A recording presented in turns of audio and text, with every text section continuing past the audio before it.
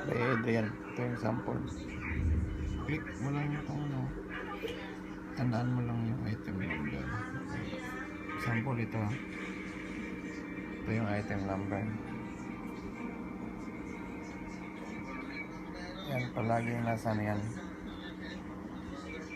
Sa baba ng report item.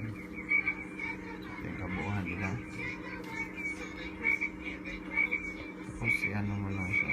Click mo yung 15 bits.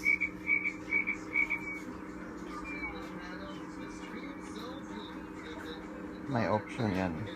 Tapos ito sa learn more about bidding. Click mo yan. Tapos makikita mo yung mga options nito. Yan. Automatic bidding, auto bidding, ganyan. Click mo lang itong changing or retracting your bid. So yan. Click mo itong bid retraction. May ibang window magpa-pop up, which is yung sa retraction section na yan.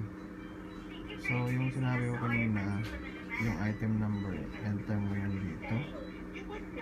Tapos choose mo lang anong reason bakit i-retract mo. Most of the time ano siya